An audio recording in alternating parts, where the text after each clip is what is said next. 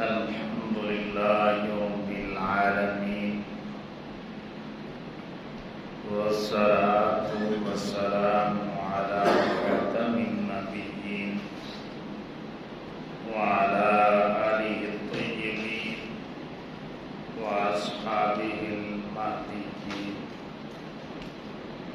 وعلماء أمته المحققين وأولياء ملته الواسلين وعلينا معهم أجمعين. أما بعد فأعوذ بالله السميع العليم من الشيطان اللعين الرجيم. بسم الله الرحمن الرحيم. يا أيها الذين آمنوا استعينوا بالصبر والصلاة إن الله مع الصابرين. صدق الله مولانا العظيم. إن الله وملائكته يصلون على النبي يا أيها الذين آمنوا صلوا عليه وسلموا تسليما. الصلاة والسلام عليك يا رسول الله وعلى آلك وأصحابك يا حبيب الله. الصلاة والسلام عليك يا نبي الله وعلى آلك وأصحابك يا رحمة للعالمين.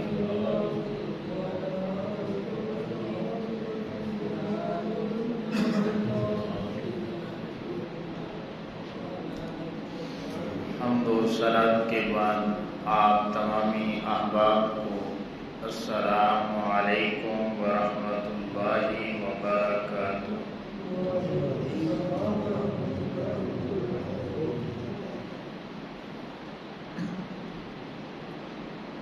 امام الانبیاء صلی اللہ تعالی علیہ وآلہ وسلم کے غلام اللہ رب العزت نے ارشاد فرمایا یا ایھا الذین آمنوا استعینوا بالصبر والصلاۃ ان اللہ مع الصابرین، کہ اے ایمان والو صبر اور نماز سے مدد چاہو، بے شک اللہ رب العزت صابرین کے ساتھ ہے.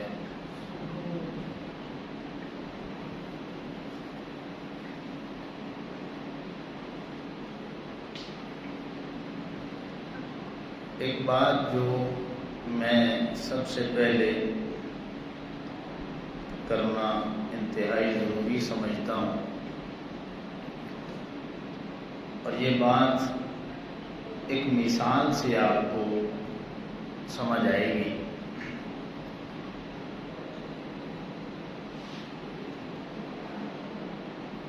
کہ اس دنیا میں کتنے ایسے غریب لوگ ہیں، کمزور لوگ ہیں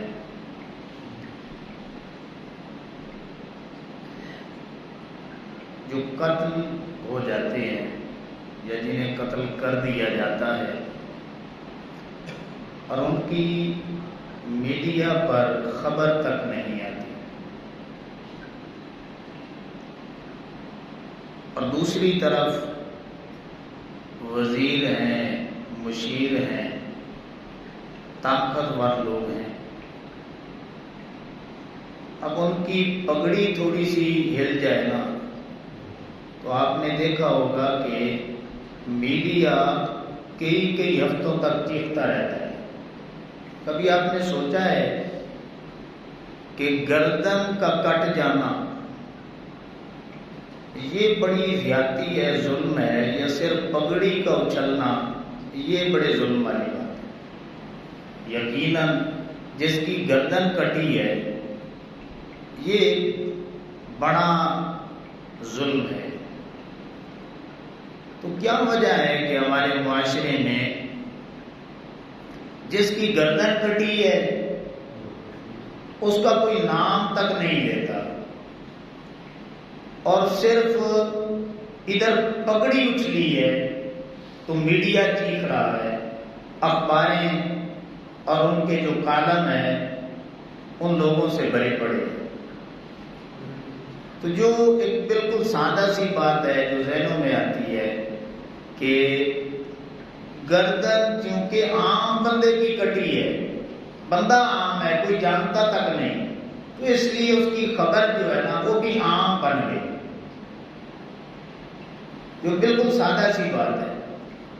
تو چونکہ پگڑی ایک وڈیرے کی اچھلتی ہے، وزیر کی، مشیر کی، تو اخبار یا میڈیا جو ہے وہ کئی ہفتوں تک چیختا رہتا ہے۔ وجہ کیا ہے کہ یہ بندہ بڑا ہے، اگرچہ پگڑی اچھلنا اتنا کام نہیں ہے، اتنی زیادتی نہیں ہے، لیکن چونکہ بندہ بڑا ہے، واقعہ چھوٹا ہوا ہے، تو اس بڑے بندے نے واقعہ کو بھی بڑا بنا دیا۔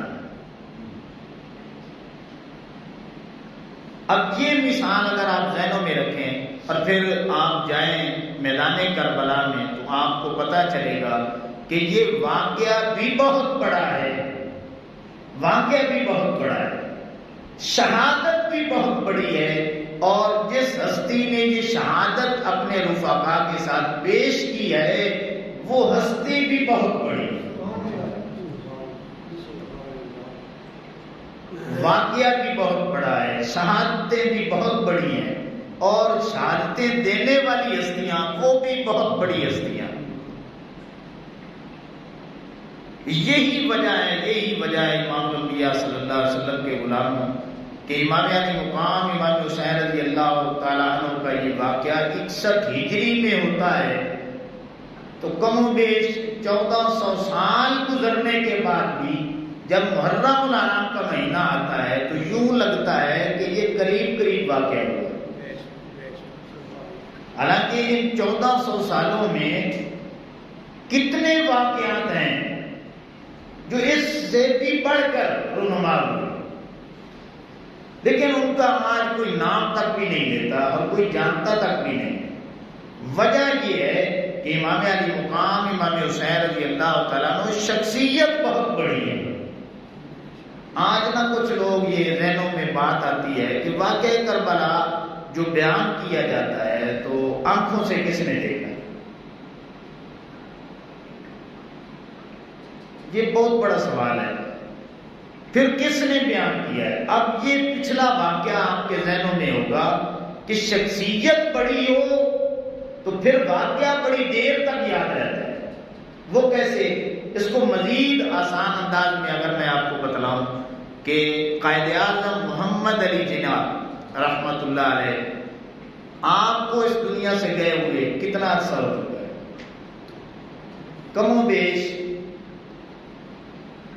سن 48 میں ان کا جو ہے وفات ہوتی ہے، 48 سے آپ بنا لیں کہ 52 اور یہ 23، کم و بیش 75-76 سال بنتے ہیں، لیکن آج بھی ایسے لوگ موجود ہیں جنہوں نے قائد اعظم سے ملاقاتیں کی، آج بھی بندے موجود ہیں، عینی شاہدین موجود ہیں، اس بندے کی جرت، بہادری اور اس بندے کا کردار بتانے والے آج بھی بندے موجود ہیں۔ علامہ اقبال کو اس دنیا سے گئے ہوئے مزید 10 سال اور لگا لیں تو کم و بیش 85 سال بنتے ہیں کہ سن 38 میں ان کا وصال ہوتا ہے۔ تو ایسے لگتا ہے اقبال تو 24 گھنٹے کوئی نہ کوئی ان کا نام لے گا، تو بندہ بہت بڑا ہے، 100 سال نہیں 1000 سال گزرنے کے بعد بھی اقبال کا نام رہنا ہے کہ بندہ بہت بڑا ہے، قائد اعظم کا نام رہنا ہے کہ بندہ بہت بڑا ہے۔ یار یہ تو کوئی ہستیاں یہ بھی بہت بڑی ہیں، لیکن امام علی مقام امام حسین رضی اللہ تعالیٰ عنہ کے مقابلے میں تو ان کی کوئی حیثیت نہیں۔ تو جب یہ واقعہ امام علی مقام امام حسین رضی اللہ تعالیٰ عنہ کا رونما ہوتا ہے تو اس واقعہ سے پہلے کی خبریں بھی حدیثوں میں موجود ہیں۔ یار آپ کدھر تک بیٹھے ہیں؟ امام علی مقام امام حسین رضی اللہ تعالیٰ عنہ اس دنیا میں جلوہ گری نہیں ہوئی، آقا کریم علیہ السلام نے پہلے خبریں دی۔ بندہ کتنا بڑا ہے کہ ابھی دنیا میں آمد ہی نہیں ہوئی تو آقا کریم علیہ السلام ان کی شانیں بتا رہے ہیں، پھر پیدا ہوئے ان کی شہادت کی خبریں ہیں۔ صحابہ کرام بیان کرتے ہیں کہ ہم نے آقا کریم علیہ السلام سے امام علی مقام امام حسین رضی اللہ تعالیٰ عنہ کی اس قدر خبریں سنی شہادت کی کہ ہم صحابہ میں سے کسی ایک صحابی کو بھی شک تک والی بات نہیں تھی کہ یہ جو شہزادہ ہے اس نے میدان کربلا میں شہید ہونا ہے، جس کی شہادت کی خبریں آقا کریم علیہ السلام دے کر کے اس دنیا سے جا رہے ہیں، وہ بندہ کتنا بڑا ہوگا، وہ شخصیت کتنی بڑی ہوگی۔ تو جب یہ واقعہ کربلا رونما ہوتا ہے تو اس کو عینی جو شاہدین ہیں نا، کتنے ایسے ہیں کہ واقعہ کربلا میں وہ شامل تھے دشمنوں کی طرف، اور انہوں نے آگے باتیں پہنچائی، حقائق بیان کی کہ یہ ہم نے دیکھا ہے۔ مطلب پھر جو قریب قریب پیدا ہوئے ان کو بتایا گیا، ان سبھی نے پھر ملاقاتیں کی، پوچھا، بتایا، اور اس انداز میں تقریباً 100 سال کے اندر امام علی مقام امام حسین رضی اللہ تعالیٰ عنہ کا یہ واقعہ بیان کرنے والے بے شمار لوگ ایسے موجود تھے۔ جب وہ سنتے تھے کہ یار یہ نواسہ رسول ہیں، ان کے ساتھ یہ ظلم ہوا ہے، تو پھر وہ کون سا بندہ ہے جس کے دل میں یہ محبت نہیں ہے، یہ تڑپ نہیں ہے کہ میں اس واقعہ کو پڑھوں تو صحیح کہ ان کے ساتھ ہوا کیا تھا۔ اگر آج 15 صدیوں کے بعد ہماری جستجو ہے، ہم یہ چاہتے ہیں کہ ہمیں پورا جو ان کی شہادت کی خبریں ہیں ہمیں مل جائیں، تو یار جو قریب والے تھے ان کے دل میں حسرت نہیں تھی، ان کے دل میں محبت نہیں تھی۔ آپ پڑھ کے دیکھ لیں، تابعین کے متعلق آتا ہے، تابعین صحابہ کرام سے ملتے، امام علی مقام امام حسین رضی اللہ تعالیٰ عنہ کی شہادت کے متعلق پوچھا کرتے، اور پھر کئی تابعین کے واقعات ملتے ہیں کہ وہ جب ان کا تذکرہ کرتے تو پھر یہ کہتے کہ ان ظالموں نے تو قتل کر دیا تھا، کاش حسین ہمارے دور میں ہوتے، ہم اپنے کندھوں پہ انہیں اٹھا کے۔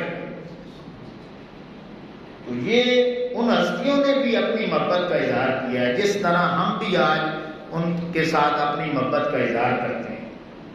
تو اس لیے یہ باتیں ذہن میں رکھ لیں کہ جب ہستی بہت بڑی ہے تو ان کی شہادت کے پہلے والے واقعات یہ ذہن میں رکھ لیں کہ قرآن مجید میں احادیث مبارکہ میں آپ کو مل جائیں گے، اور شہادت کے بعد والے واقعات وہ آپ کو اللہ نے اتنی بڑی ہستی کے جب شہادت کے پہلے کے واقعات محفوظ کر دیے تو پھر بعد والے واقعات اس مالک نے کیوں نہیں محفوظ رکھے؟ ایسے لوگ پیدا کیے، ایسے لوگ میدان عمل میں آئے جنہوں نے اس واقعہ کی تہ تک پہنچے اور پھر انہوں نے حقائق بیان کر کے امت کو رہنمائی دی۔ اللہ اکبر۔ اب اس کی مزید باتیں ہو سکتی ہیں قرآن مجید کے حوالے سے، لیکن میں وہ حقائق آپ کے سامنے نہیں رکھنا چاہتا۔ میں یہ بات سمجھا کے پھر آپ کو آگے لے کے جانا چاہتا ہوں کہ یہ جو قرآن مجید کی میں نے آیت کریمہ تلاوت کی، یا ایھا الذین آمنوا استعینوا بالصبر والصلاۃ ان اللہ مع الصابرین، قرآن و سنت کی روشنی میں صبر کا صحیح معنی و مفہوم کیا ہے، اور پھر اس لحاظ سے امام علی مقام امام حسین رضی اللہ تعالیٰ عنہ اور آپ کے جو شرکائے قافلہ ہیں ان کی عظمت کیا ہے۔ اب یہ بالکل اختصار کے ساتھ جو صبر کا معنی اللہ کے قرآن نے بیان کیا ہے وہ میں آپ کے سامنے رکھنا چاہتا ہوں۔ آج کی باتیں آپ نے بڑی توجہ کے ساتھ سماعت کرنی ہے اور ذہنوں میں بٹھانی ہے۔ یہ سورہ انفال کی 47 نمبر آیت کریمہ ہے۔ اللہ فرماتا ہے کہ یا ایھا النبی جاہد الکفار یا ایھا النبی حرض المؤمنین علی القتال ایکم منکم 20 صابرون یغلبوا 200 وَإِن يَكُن مِّنكُم 100 يَغْلِبُوا أَلْفًا مِّنَ الَّذِينَ كَفَرُوا بأنهم قوم لا يفقهون الآن خفف الله عنكم وعلم أن فيكم ضعفا فإن يكن منكم مئة صابرة يغلبوا مئتين وَإِن يَكُن مِّنكُمْ أَلْفٌ يَغْلِبُوا أَلْفَيْنِ بِإِذْنِ اللَّهِ وَاللَّهُ مَعَ الصَّابِرِينَ۔ یہ آیت کریمہ میں نے برکت کے لیے پڑھی ہے، آپ ترجمہ سماعت فرما لیں کہ اے غیب کی خبریں بتانے والے نبی، مسلمانوں کو جہاد کی ترغیب دو۔ اگر تم میں سے 20 صبر کرنے والے ہوں گے تو وہ 200 پر غالب ہوں گے۔ اب یہ صبر کا معنی آپ نے خود تعین کر لینا ہے۔ 20 صبر کرنے والے ہوں گے تو پھر 200 پہ غالب آئیں گے۔ اب صبر کا کیا معنی ہے؟ صبر کا معنی یہ بنے گا کہ آپ میں سے 20 جو ہے وہ رونے والے، چیخنے چلانے والے، پیٹنے والے ہوں گے تو وہ 200 پہ غالب ہوں گے۔ یہ صبر کا معنی بنے گا نہیں، اس سے مراد یہ ہے کہ وہ آگے جتنے معنی بنتے ہیں وہ میں آپ کے سامنے رکھوں گا، پہلے ترجمہ سن لیں۔ آگے اللہ نے فرمایا اور اگر تم میں سے 100 ہوں گے تو پھر کافروں کے 1000 پہ غالب ہیں۔ اللہ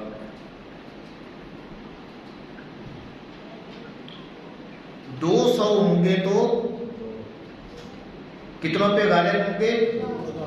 20 ہوں گے تو 200 پہ غالب ہوں گے، اور اگر 100 ہوں گے تو پھر 1000 پہ بھی غالب آ سکتے ہیں۔ تو مین بات کیا ہے کہ صبر والے ہوں گے۔ اب صبر کا معنی و مفہوم اس آیہ کریمہ کی روشنی میں مفسرین نے جو لکھا ہے وہ سن لیں۔ وہ فرماتے ہیں کہ اس کا ایک معنی یہ ہے کہ اللہ کی رضا پہ راضی رہنے والے، اللہ کی رضا پہ راضی رہنے والے۔ دوسرا معنی یہ ہے کہ اللہ پہ کامل ایمان رکھنے والے، اللہ کی ذات پہ کامل ایمان رکھنے والے، استقامت اختیار کرنے والے، عظیمت کی دولت رکھنے والے، ثابت قدمی اختیار کرنے والے، جرت اور بہادری دکھانے والے، دلیری دکھانے والے۔ یہ سارے معنی و مفہوم اس آیہ کریمہ کے بنتے ہیں صبر کے حوالے سے۔ اب یہ قرآن مجید کے حوالے سے میں نے بات کی، آگے احادیث مبارکہ کے حوالے سے آپ بات سمجھیں کہ یہی معنی و مفہوم آقا کریم علیہ السلام نے بھی بیان کیا۔ یہ ابن ماجہ کی حدیث پاک ہے 1765۔ حضرت ابو ہریرہ رضی اللہ تعالیٰ عنہ بیان کرتے ہیں کہ آقا کریم علیہ السلام نے فرمایا الطائم الشاکر بمنزلۃ الصائم الصابر۔ آقا کریم علیہ السلام نے فرمایا کہ جو بندہ بھی کھانا کھانے کے بعد اللہ کا شکر ادا کرتا ہے تو وہ روزہ رکھنے والے صابر کی طرح ہوتا ہے۔ اب صابر لفظ جو ہے اس پہ آپ نے توجہ کرنی ہے۔ جو کھانا کھانے کے بعد اللہ کا شکر ادا کرتا ہے کہ مالک تیرا شکر ہے تو نے کھانا عطا کیا، یہ تیری نعمتیں ہیں، تو زبان سے کلمات ادا کرتا ہے۔ تو آقا کریم علیہ السلام نے فرمایا کہ روزہ رکھنے والے صابر کی طرح اس بندے کا اجر لکھ دیا جاتا ہے۔ اس کا کیا مطلب ہے کہ جو روزہ رکھتا ہے نا وہ صابر ہے۔ اب ایک حدیث پاک میں آقا کریم علیہ السلام نے فرمایا کہ صبر کرنے والے مہینے کے روزہ رکھا۔ تو صحابہ کرام نے پوچھا یا رسول اللہ صلی اللہ علیہ وسلم یہ صبر والا کون سا مہینہ ہے؟ تو آقا کریم علیہ السلام نے فرمایا اس سے مراد رمضان المبارک ہے۔ تو رمضان المبارک میں روزہ رکھنے کی وجہ سے اس کا ایک نام صبر کا مہینہ بھی مشہور ہو گیا۔ اللہ اکبر۔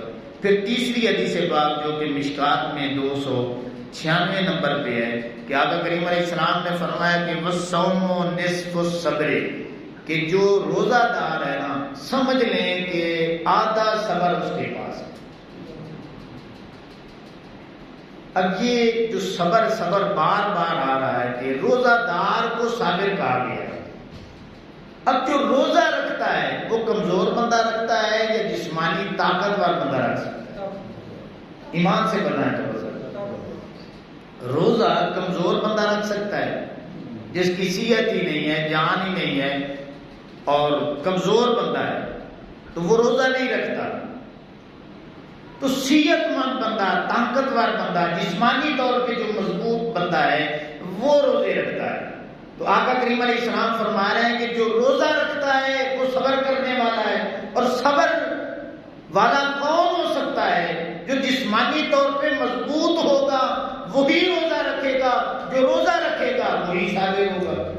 تو اب صبر کا تعین حدیث مبارکہ کی روشنی میں آپ خود کر لیں کہ صبر کا معنی یہ بنتا ہے کہ جو طاقتور ہو، جسمانی طور پہ مضبوط ہو، دلیر ہو، جس کا اللہ پہ کامل ایمان ہو، مضبوط ایمان ہو، کامل ایقان ہو، کامل یقین ہو، ثابت قدم رہنے والا ہو، عزیمت کا پہاڑ ہو، استقامت کا پہاڑ ہو، ثابت قدمی اختیار کرنے والا ہو، قرآن اور احادیث مبارکہ میں اس کو صابر کہتے ہیں.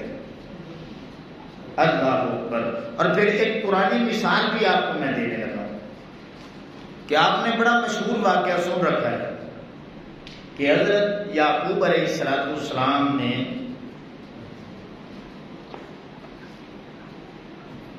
یہ سورہ یوسف ہے، ابتدا میں یہ واقعہ موجود ہے، آپ پڑھ سکتے ہیں کہ یوسف علیہ السلام کے بھائیوں نے اصرار کیا کہ ابا جان آپ ہمارے ساتھ یوسف علیہ السلام کو نہیں بھیجتے، تو آپ مہربانی فرمائیں یوسف علیہ السلام کو بھی بھیج دیں.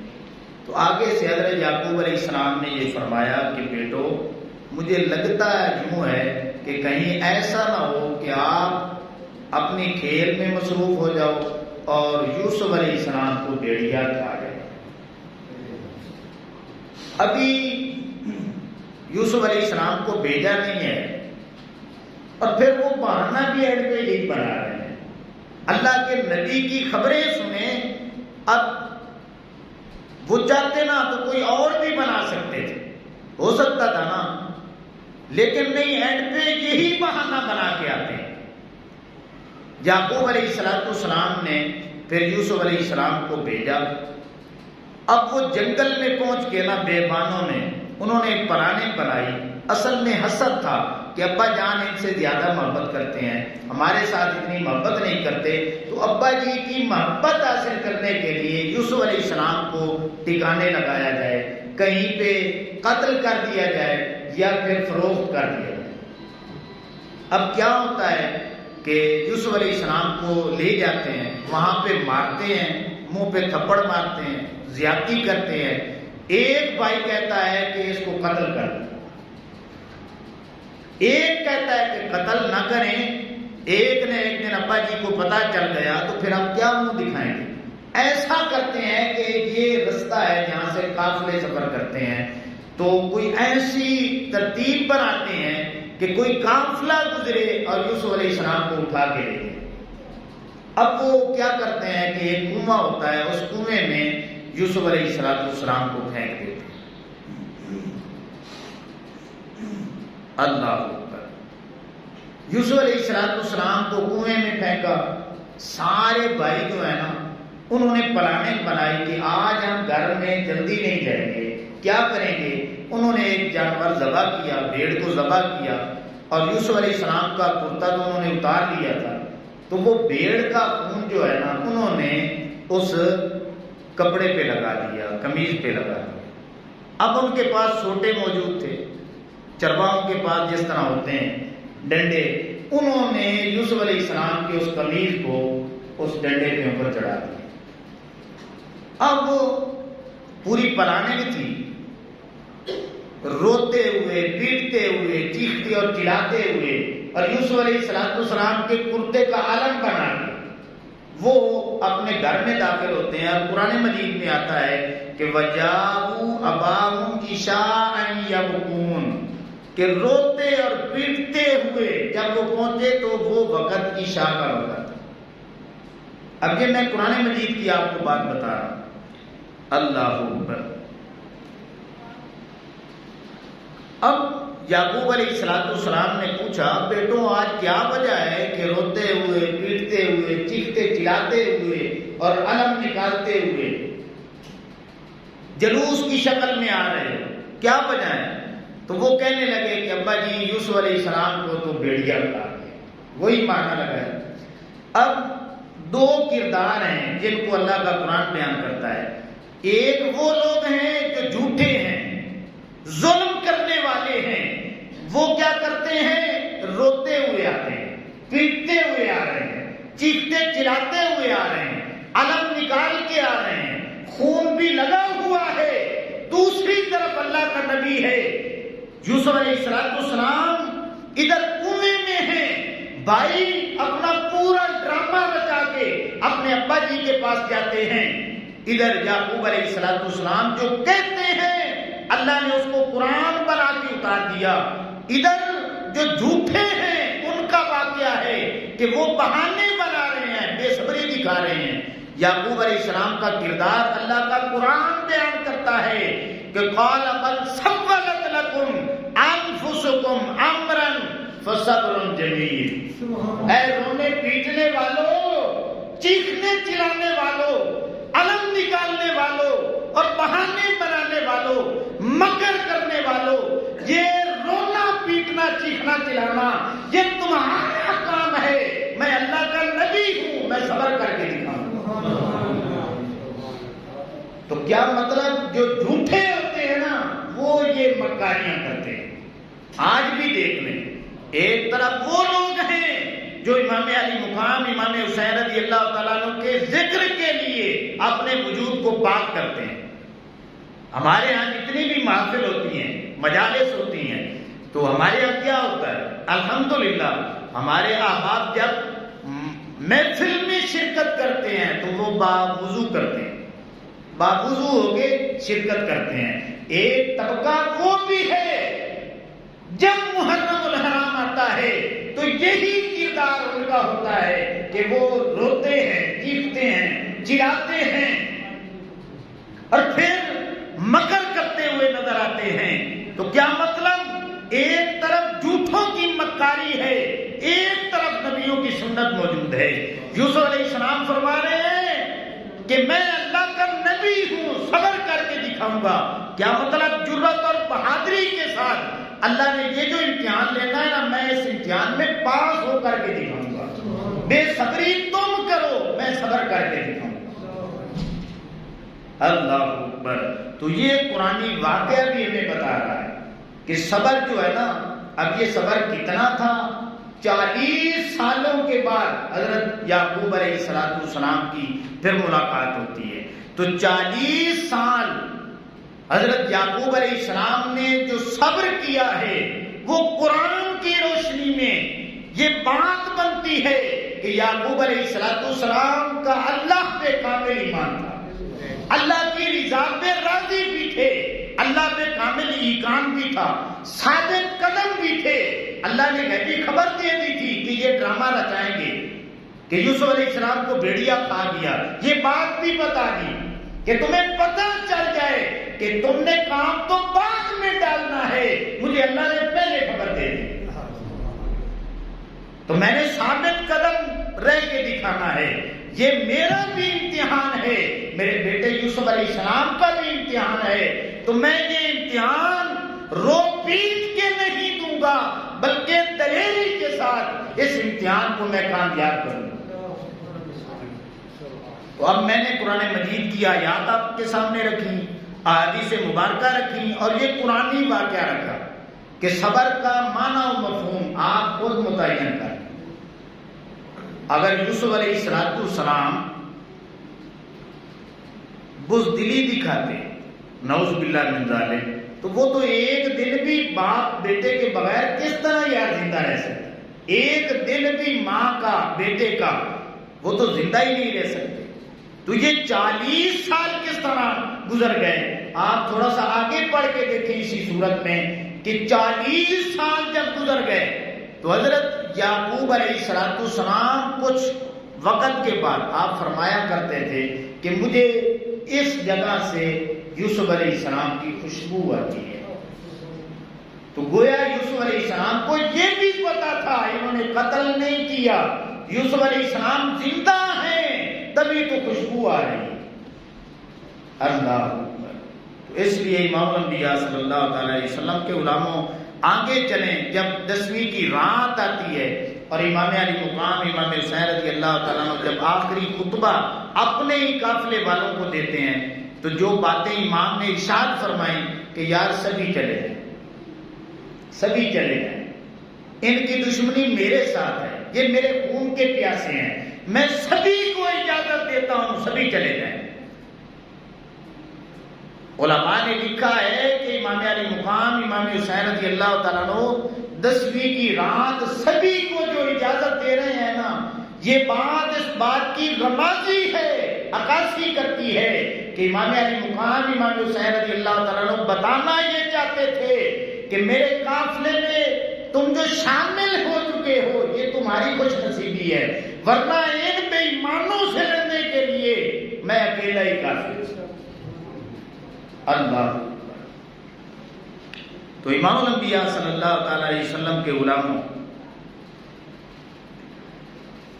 جب یہ قافلہ مدینے سے چلتا ہے تو مدینے سے کتنے احباب ہیں جنہوں نے شرکت کی، رستے میں شرکت کی، مکہ پہنچے، مکہ میں شریک ہوئے، پھر مکہ سے کوفہ پہنچے، رستے میں لوگ ملتے گئے، کوفہ میں بھی کچھ لوگوں نے شرکت کی، اور جب یہ قافلہ کربلا میں پہنچا اور 10ویں کا دن طلوع ہوا تو جو آخری شخصیات اس قافلے میں شریک ہوئیں، آپ جانتے ہیں کہ امام علی مقام امام حسین رضی اللہ تعالیٰ عنہ نے 10ویں والے دن جب خطبہ ارشاد فرمایا اور اتمام حجت قائم کرنے کے لیے آخری باتیں یزیدیوں سے کی، تو اس کے نتیجے میں جو ہستیاں امام علی مقام امام حسین رضی اللہ تعالیٰ عنہ کے قافلے میں شریک ہوئی وہ 3 ہستیاں تھیں.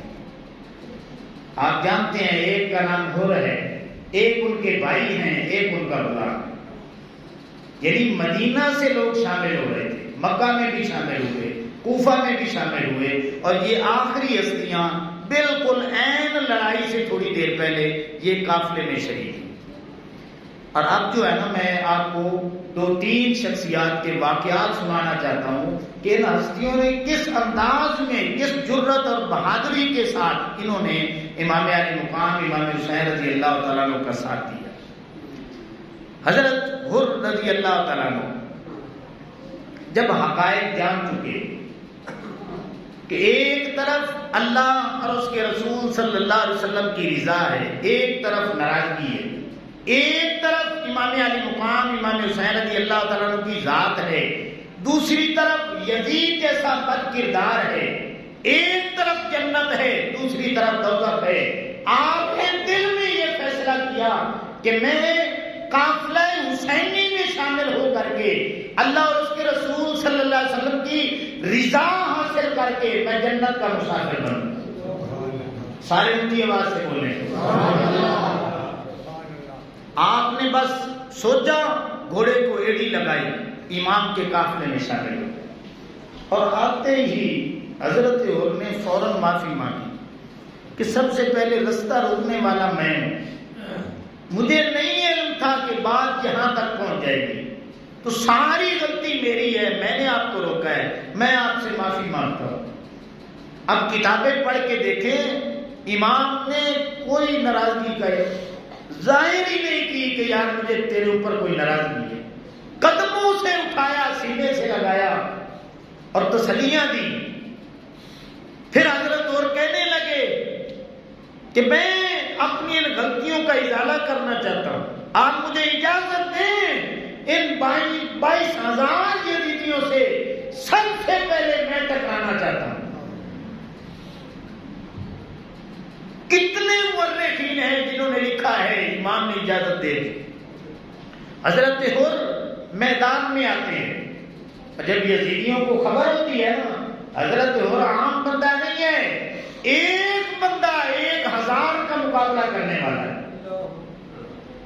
حضرت حر رضی اللہ تعالیٰ عنہ میدان میں آئے، ابن سعد چیخ اٹھا کہ یہ جو آواز آ رہی یہ تو حر کی ہے، وہ تو ہمارے لیڈر ہیں، ہمارے کمانڈر ان چیف ہیں، تو ادھر کیوں نظر آ رہے ہیں؟ جب سامنے آیا دیکھا تو حضرت حر رضی اللہ تعالیٰ عنہ آپ آخری باتیں امام علی مقام امام حسین رضی اللہ تعالیٰ عنہ کے حوالے سے ان کا تعارف یزیدیوں کو کروا رہے تھے.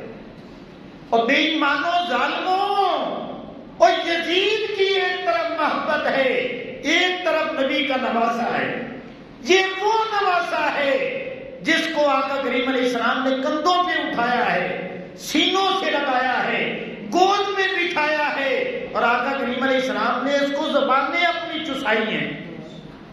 اس حسین سے لڑنا چاہتے ہو؟ اللہ اکبر. جب یہ باتیں کی تو شمر بولا کہ اتنی باتیں نہ سنا، جو سپاہی ہوتا ہے اسے نام بری سے غرض ہوتی ہے. تو ہمیں چھوڑ کے حسین کا ساتھ دے رہا ہے، تو نے مٹ جانا ہے. جب یہ بات کی نا تو حضرت حر رضی اللہ تعالیٰ عنہ نے فرمایا، اور یزیدیوں میں نے نہیں مٹنا، مٹنا تم نے ہے. جب تک حسین کا نام رہے گا حر کا بھی وہیں پہ نام آتا رہے گا. آپ نے جب یہ باتیں کی نا تو ایک خبیث نے تیر چلا دی. جب تیر چلایا نا تو آپ بڑے متوجہ ہوئے یزیدیوں کی طرف اور فرمانے لگے کہ بزدلی کا مظاہرہ نہ کرو، میرے سامنے آ کے لڑو. اگر کسی میں جرت ہے تو آئے میدان میں. اب ابن سعد نے اور شمر نے یہ فیصلہ کیا کہ چونکہ یہ بندہ بڑا نڈر اور بے باک ہے تو اس کے مقابلے کے لیے ہم عام بندہ نہیں بھیجیں گے، بلکہ صفوان بن حنظلہ جو عرب کا بہت بڑا پہلوان ہے اس کو بھیجیں. اب صفوان بن حنظلہ کو یزیدی لشکر کی طرف سے بھیجا جاتا ہے. اللہ اکبر.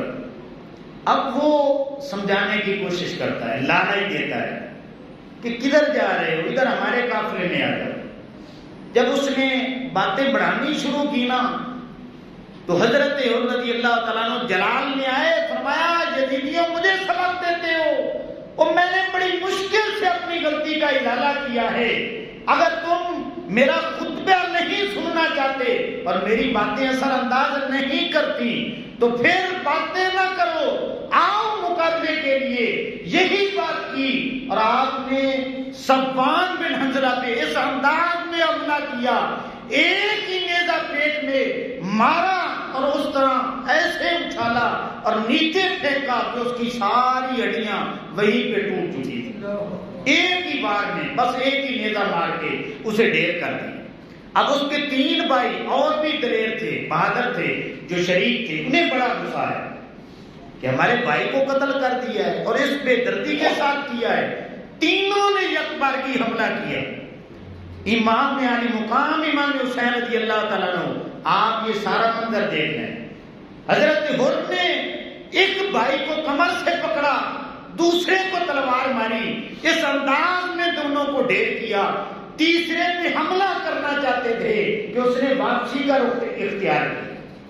حضرت عمر نے پیچھے حملہ کیا، اسے بھی ڈھیر کیا، اور امام علی مقام امام حسین رضی اللہ تعالیٰ عنہ کی خدمت میں آئے اور کہنے لگے حضور ایک دفعہ کہہ لیں کہ میں عمر پہ راضی ہوں، میں عمر پہ راضی ہوں.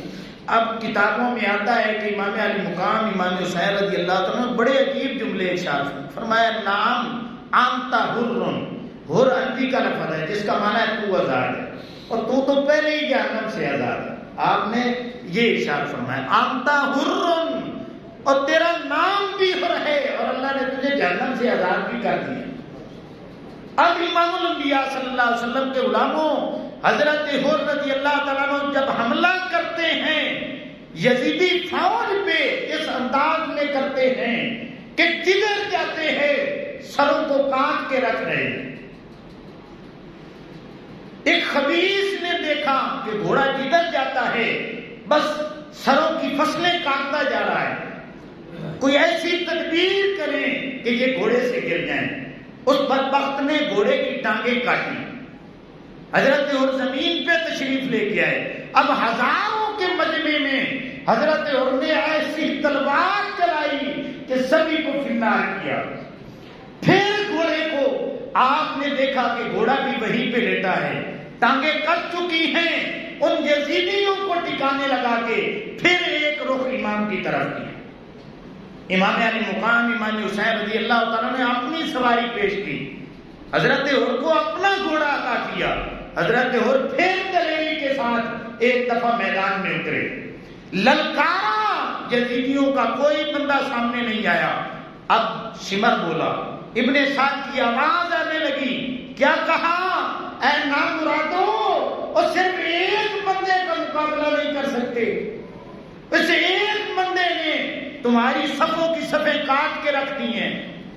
اگر تم مقابلہ نہیں کر سکتے تو فرات میں ڈوب کے مرو. اگر اکیلا مقابلہ نہیں کر سکتے تو یکبارگی حملہ کر لو. اب کیا ہوا کہ یکبارگی حملہ ہوتا ہے اور یہ حسینی قافلے کا پہلا شہید، وہیں پہ آپ کی شہادت ہو جاتی ہے.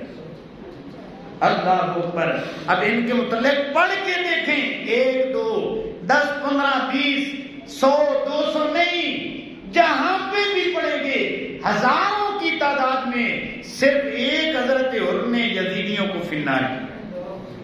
آپ نے کبھی سوچا ہے کہ 72 بندوں سے مقابلے کے لیے وہ 22,000 کی تعداد کیوں لے کے آ رہے ہیں؟ ان کو پتا ہے کہ ایک ایک بندے کی جرت اور بہادری، وہ پہلے بھی جانتے ہیں کہ ایک ایک ہستی کا مقابلہ کرنا مشکل ہے. اللہ اکبر. ایک پنجابی کا شعر میرے ذہن میں آ رہا ہے، کسی نے کیا خوبی کہا ہے کہ ہر دی قسمت وانگوں شالا ہر دی قسمت ہوگی.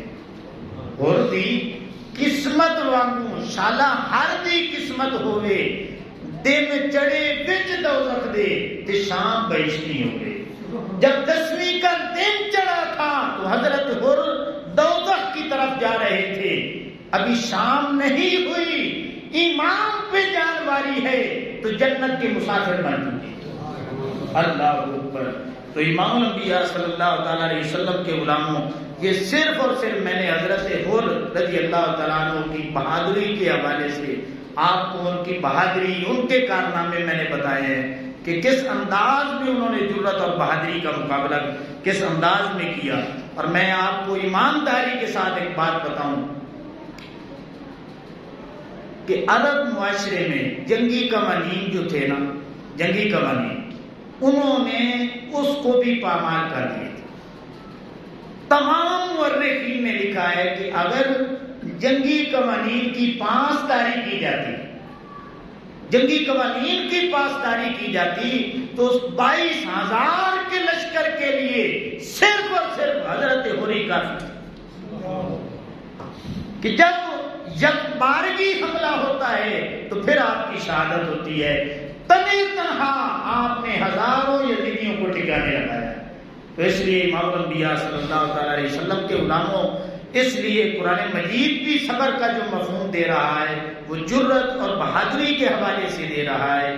آقا کریم علیہ السلام کی احادیث مبارکہ بھی صبر کا جو معنی و مفہوم ہے وہ دلیری کے حوالے سے دے رہی ہیں. دیگر انبیاء کرام کے جو واقعات ہیں وہ بھی دلیری پر مبنی ہے. یہ رونا، چیخنا، چلانا، بے صبری کرنا، یہ کام اللہ کی ناراضگی والے اور یہ جھوٹے لوگ کرتے ہیں. سچا بندہ جو ہوتا ہے وہ اللہ کے نبیوں کی سنت پہ عمل کرتا ہے، وہ بزدل نہیں ہوتا، وہ صبر کا دامن تھام کے رکھتا ہے. اور کچھ بھی ہو جائے، سب کچھ کرنے کے باوجود نتیجہ اللہ پہ چھوڑ دے. تو اس لیے امام الانبیاء صلی اللہ تعالیٰ علیہ وسلم کے غلاموں، انشاءاللہ یہ سفر مظفر ہمارا سارا ہم کوشش کریں گے مختلف اینگل سے ان کی عظمتیں، ان کی شانیں، ان کے مقامات بیان کرنے کی کوشش کریں. اللہ ہمیں ان ہستیوں کی محبت نصیب فرمائے اور انہی کے راستے پہ چلتے ہوئے ہم ساری زندگی جو ہے نا صبر کے ساتھ، دلیری کے ساتھ، ایمان کے ساتھ، ثابت قدمی کے ساتھ اللہ ہمیں بھی گزارنے کی توفیق عطا فرمائے. وما علینا الا